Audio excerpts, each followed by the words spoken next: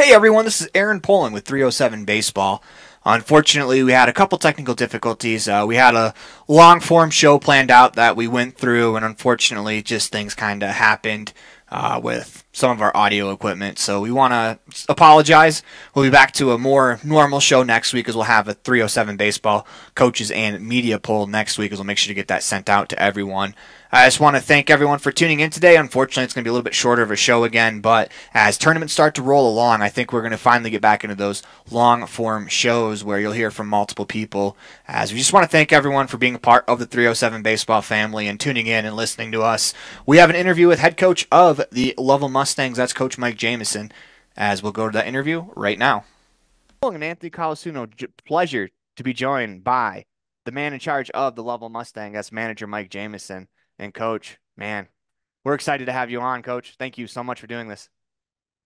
Hey, you bet. Yeah, thank you guys. I appreciate you guys, and yeah, glad to be on here. So let's start last year. You guys hosted the Single A West District Tournament. I thought you guys did a phenomenal job. Thought the ballpark was beautiful over the 3 days. I really enjoy the Mustangs ballpark up in.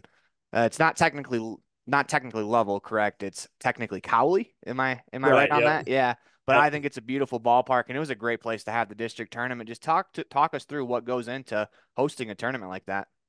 Oh man, there's so much that goes on behind the scenes that people, don't realize. So many people we had in our community and in our program step up to help that, and just so much work that goes on preparing for that. And so yeah, we are just grateful we had so many parents and community members and board members and things like that step up to help us. And yeah, we're just we always like hosting those tournaments to get people up here to our area and feel like we have a pretty good facility. And so whenever we get the opportunity to host, we want to put on a good tournament and make it enjoyable for for those teams coming in and make it a good experience. Yeah, no, that's awesome to hear. So take us through last year. You guys got an opportunity. You guys won a chance to go to the state tournament in single A. Take us through that experience and what your group learned from it. Yeah, it's always kind of always the goal to to get into the state tournament. Obviously, that's the only opportunity you have to win a state tournament and a state title is to get there. And so that's always the first goal is to qualify at the districts. And I think we did a good job and we're able to qualify. We I feel like our district's an extremely tough district with a lot of quality teams, and so it's not not easy to qualify. And so that's always the first step every year is to is to get there, and then anything can happen at that point. But yeah, just like always, you hope to be playing your best baseball at the end of the season. And I felt like we did a pretty good job last year of giving ourselves that experience of getting to the state tournament and playing in those games. And so yeah, I thought our team did a good job. And coach, you speak of a very tough division from last year and still a tough division for this year. How do you translate last season into this season that's already underway? Yeah, I think the biggest thing is just kind of trying to build off that success that we had last year, and getting a lot of those same guys back, and having another year under their belts, and and playing in those postseason games and those those big games like that is it's not something you can simulate in the regular season, right? There's a big difference between playing a Tuesday afternoon doubleheader versus a Friday night under the lights at the state tournament. And so the only way to do that is by experience and getting in those big game situations. And the more that you can do that, the more comfortable you get in those moments, and hopefully the more success that leads to. So I think just having those opportunities for that what we still pretty kind of consider a young team, getting those guys that opportunity to play in those types of situations, and hopefully that'll lead to some more success this year. And just yeah, having those chances. So let's talk about this year's team, excuse me. You guys have obviously started the season now. What are your thoughts so far, and what are some of the areas that you want to see your team improve? Well, it's early on, so it seems like one day we look pretty good, and then the next day we're kind of still back to the drawing board. We brought back a lot of our same dudes and added a few guys that have taken a year off, some pretty good athletes that have had some success in other sports. And so we're excited with what our team has and what we've brought back, and we got some pretty high expectations for the season. I think, like I said, at times we've played all phases of the game pretty well so far this year, but at times we've looked pretty bad. And I think, at this point, you just want to try to find that consistency and try to be, as consistent as we can, in all three phases of the game, pitching it, hitting it and throwing it. And I think just finding that combination of guys that can go out there and do that, day in and day out, and just building off that success of last year. And hopefully, like I said, those guys, with another year under their belt, they're going to be, more comfortable in those types of situations. And as the team, obviously that, kind of building that team chemistry and that type of stuff is important at this point in the year. And so, hopefully we can continue just to improve and, clean up a few areas and like I said, just the consistency and figuring that out. Speaking of team chemistry and the returnees from last year, who are some of those returnees that are just the leaders in the dugout and on the field for the Mustangs? I mean, I think probably the first name that everybody kind of thinks of when they think of our team is obviously probably Carlos. He's been around for a long time, and a 3-time All-State guy coming back is kind of the cornerstone. We've had a lot of dudes that kind of stepped up and had big years for us last year. The Tucker Jacksons, Leif Files, Alex Hedges, kids like that are back. So kind of what we're looking for right now too is who's going to take charge and step up and be that leader and take charge of the dugout. We're, like I said, we're still a relatively young team, so to speak, and we're still kind of looking for who's going to take on that role of being the team leader and kind of take charge and keep these guys in the right direction.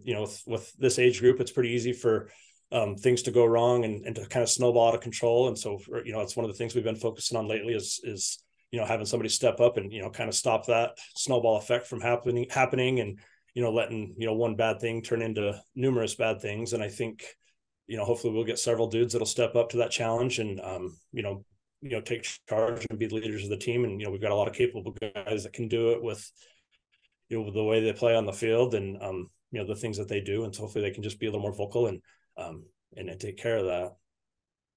So you're a man of many hats. This is one of the stories I like to get into about us and kind of our professional relationship that expands more than baseball. Now that maybe not this year now because in my fall-time job, I like to call it I cover Rich High School, which has been playing a 2A Wyoming football schedule. So ran into you as one of the assistant coaches for the level football team. Go ahead and take me through, your role with the level football team and how you think coaching multiple sports can really help you.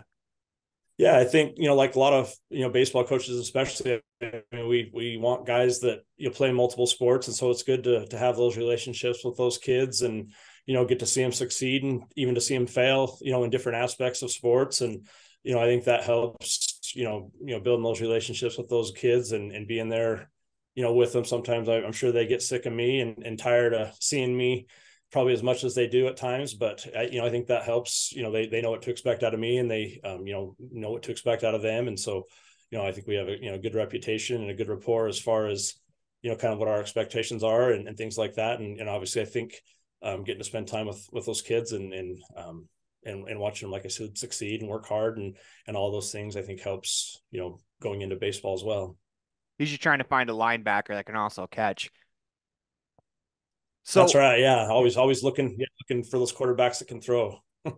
So a fun story from that night. You ended up giving me some Level Bulldog gear, which I greatly appreciate. It's hanging up in my little man cave area where I kind of collect all of the stuff. You're also one of the first places. You guys were my first baseball game I ever called on the radio too. So I have some Level Mustang hats hanging up too. And I just love all of this stuff because you can always go back and you think of these fun stories like this one where, you're grabbing me the gear and I'm standing over by the locker room and here comes all of the Rich High School football team and I'm panicking. I'm like, oh crap. They're not going to allow me back into Rich County if they see me with this level gear. So I'm sitting there, and I think of something. I was quickly thinking of something. So I just start dapping players up, hey, good luck tonight. Let's go. I'm trying to give them a motivational speech. And by the time they all got through, I was, whew, the wind was out of my sails. I thought I was going to get busted, and they'd give me a lot of grief for it. But no, I really appreciate all the gear, and it's just fun to go back and think about some of these sports stories. So, do you have any stories from the fall or the last spring that you'd like to share with us? Yeah, I mean, it's like I said, just a lot of good times. I think we played our team played in back-to-back state championships, and unfortunately came up short in two of them back-to-back years. But yeah, I mean, just so many good times. I mean, getting to interact with other coaches and guys like you and other players and things like that. And like I said, just the camaraderie you gain by spending so much time and going through the ups and the downs that sports bring. And I think that's just the biggest thing is going through those hard things together with teams and things like that. brings you tighter. And I think, that's just kind of the best thing about sports is, you go through a lot together and, work hard and have those successes and the failures. And either way, hopefully your teammates and kids are there for each other. And it's just fun to see. Yeah, Anthony might have been a little busy when the Bridger Valley rolled through, so we apologize for him. Yeah. Yeah. Sticking with on the coaching side, how do you balance being the manager of the Level Mustangs, but also being on the Level football staff, especially with football starting summer camps either right now or right around the corner? Yeah, and I actually helped coach high school basketball for the last several years too. So it's kind of a year-round thing for me, just staying involved in coaching. I think the biggest thing is just having great assistant coaches that help out. I got a lot of great guys that are there and kind of help out. I mean, there's so much as a head coach to take care of, and I a lot of great guys that are stepping up and helping out with those things. It's always a tricky thing I think for everybody in Wyoming probably to balance the summers, especially between football camps and basketball camps and things like that. And so, just do the best we can to try to get as much out of these guys as we can. I know they got coaches pulling them in all different directions, and, it's a tricky situation to kind of navigate through, but I think, just do the best we can and kind of take it on a year-to-year basis. Cause sometimes you got, your starting quarterback or your starting receivers and your, all state track guys and all state basketball players getting pulled, like I said, and as a coach, you love having those guys participate in all sports. But it also comes at a cost too, and they're successful at a lot of things that they obviously want to focus on everything, and there's not enough days in the summer and time for that, and so it's just a tricky situation to try to navigate through. But as far as finding the time to navigate everything as a coach, like I said, just the biggest thing is the assistant coaches that I have and the board that we have here in Level, done a great job supporting supporting us and doing what we need to do to be as successful as we can. I suppose if you never stop coaching, you can't get out of practice, So if you're just doing it every day, then it's just still the same routine. So let's move back to the Yeah, diamond. that's right. Yeah. So we asked this of a lot of our coaches just because I think I'm very curious about this because the best part of 307 baseball is we get to be baseball guys talking baseball. So Yeah. what is your first memory of falling in love with the game of baseball? Obviously, you don't grow up to become a manager the way you have without something just bringing you and drawing you to the game. What was that moment for you? Yeah. So I had a great group of classmates and stuff when I played, Little League. I can remember we had, just kind of my core group of friends. I mean, we were all about baseball and had a lot of success, at an early age playing, Little League and things like that. And I can remember when I was a kid going to my first professional baseball game was out at Dodger Stadium. And I can remember Larry Ooh, Walker throwing us a baseball out there wow, and that's things like that. sick. So I've been I've been a diehard Dodger fan since then. And so, it's just one of those things where you just fall in love with the game and just never left. Like I said, I played my Legion baseball over in Powell and just had a blast and went on to coach over there for several years. And just one of those things, just love the game and just always have. And like I said, just those memories in the Little League field playing all-stars and things like that. And the battles in the summers against, your buddies on the other team and, the blow-ups and the fights and, and then going swimming in the canal afterwards and things like that. So yeah, just a lot of great things about baseball. That's, I tell our guys, that's one of the best things for them too, is, baseball is the only sport you don't have to worry about getting your homework done or going to class or anything like that. And so, be able to just truly kick back and relax and enjoy it and have fun. So Let's go ahead and talk about the relationship between your guys' team and the Pioneers, just because it's kind of one of those things where also you could probably throw the Cubs in there as well, where you guys have a couple of teams in a small location where in Wyoming, that seems to be a huge advantage if you have teams within, an hour or so. I mean, Powell's only 20 minutes down the road, if I believe correctly.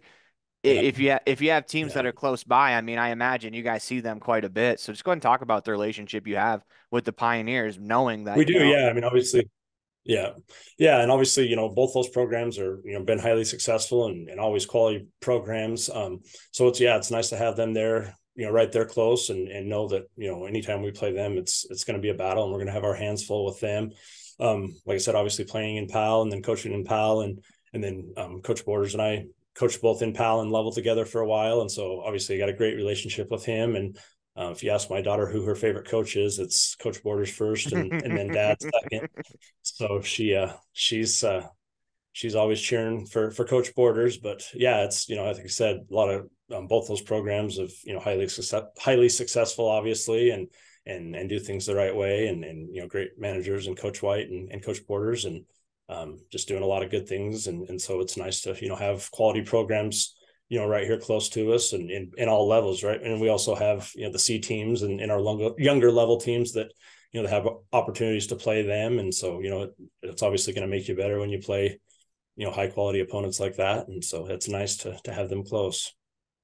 When you play high quality opponents in such a short geographical area, what are some of the things you tell your players before they step onto the diamond when they face teams like Powell and Cody?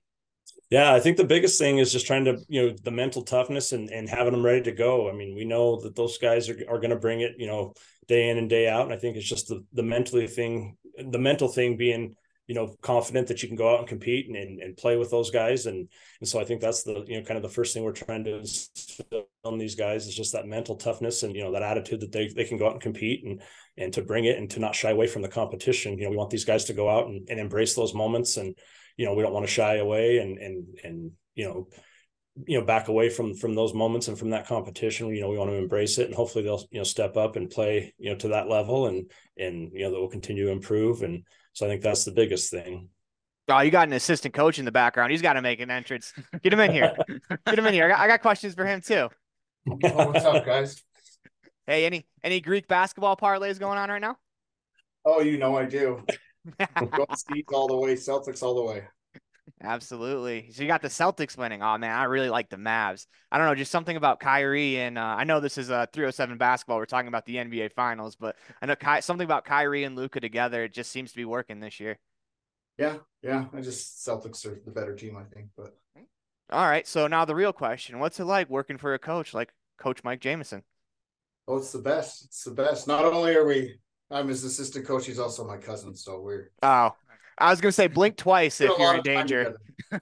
Yeah, we spent a lot of time together growing up, and just now we get to just coach baseball. It's the best.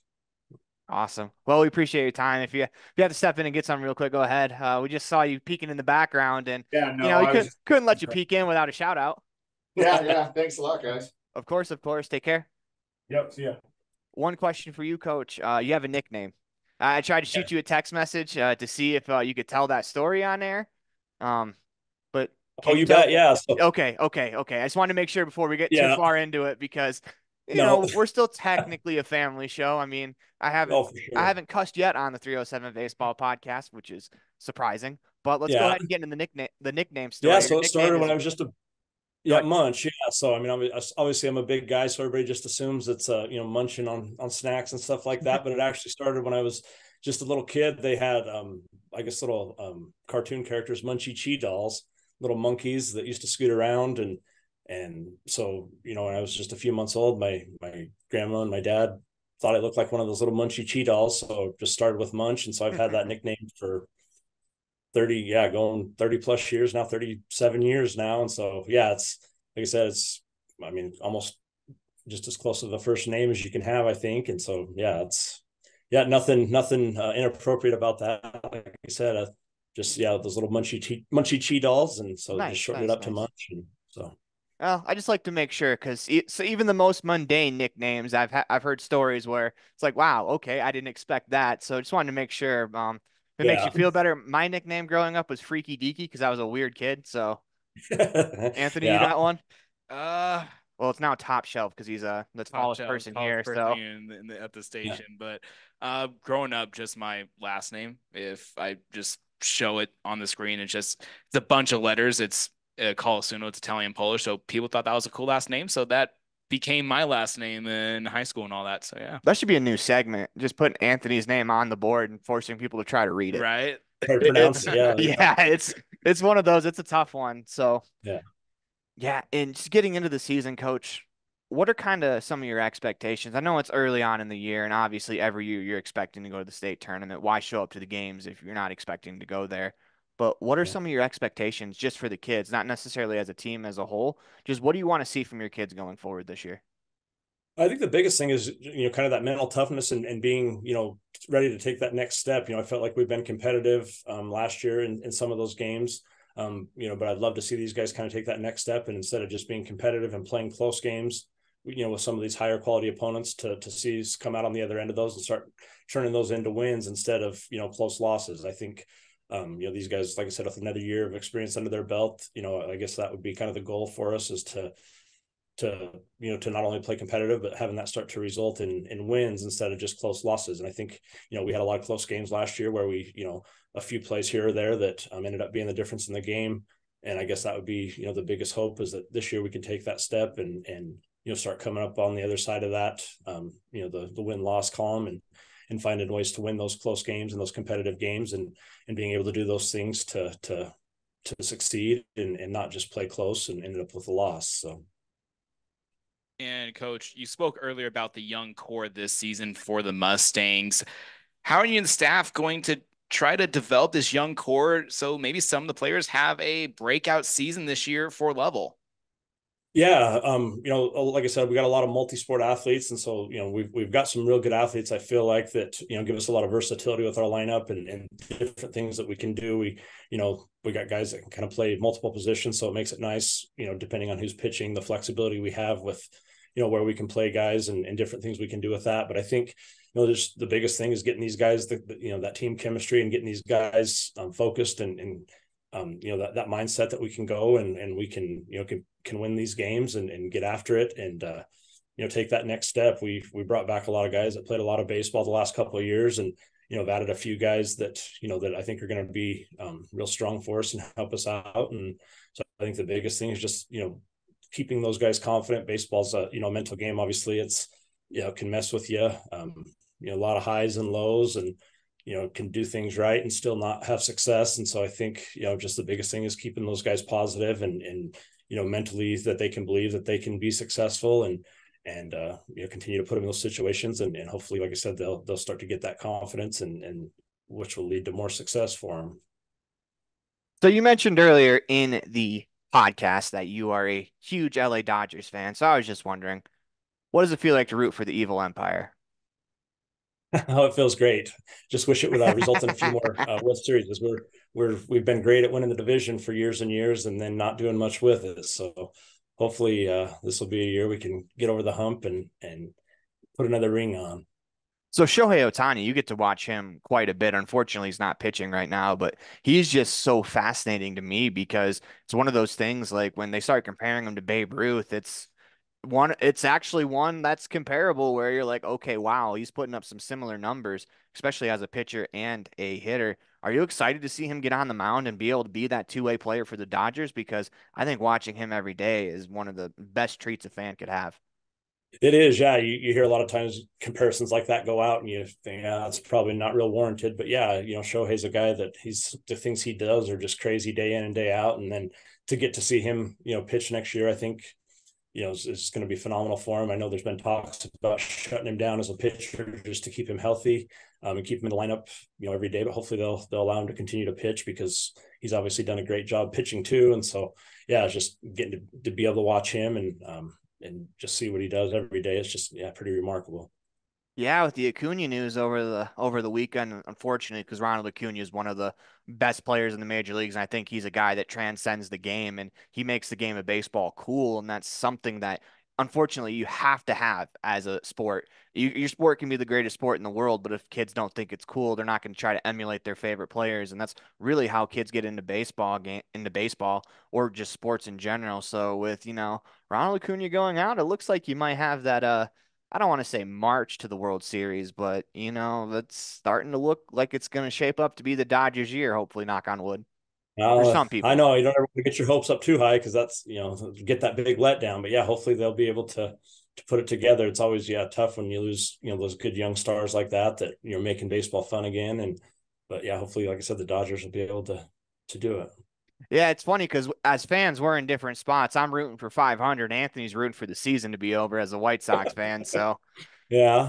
and it's just one of those things that baseball is such a fun sport that you know it's so I love following along with the team. Obviously, I don't get to sit down and watch all 162 games like I did when I was a kid, but just following along Major League Baseball, is that something you guys as a team do as well, where, you know, you come into the dugout and you just start talking ball all day, or is it something more where the kids are kind of more focused on Legion ball?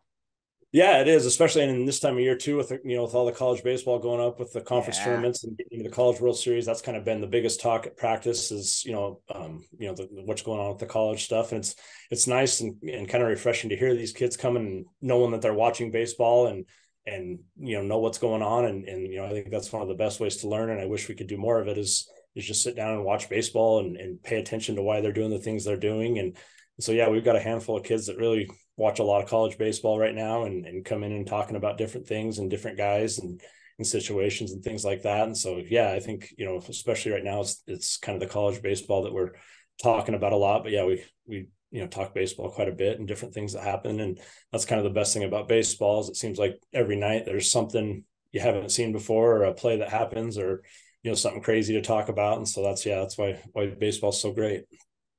Among the players, and you speak of the College World Series coming up, who's been among the players the team to beat in the college baseball world for the people who don't tune into college baseball?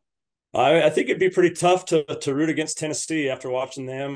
They look pretty good in their conference tournament and things like that. And so I think it'd be hard pressed to pick somebody to beat them. Obviously those tournaments, anything can happen. You can have upsets and things like that. But like I said, after the way they finished, I think playing pretty good baseball. One final question for you, Coach. This one's going to be super personal. So what should the world know about Mike Jamieson? Oh boy. I asked this of all the students. That's the same reaction I get. It's throwing you way on the spot too.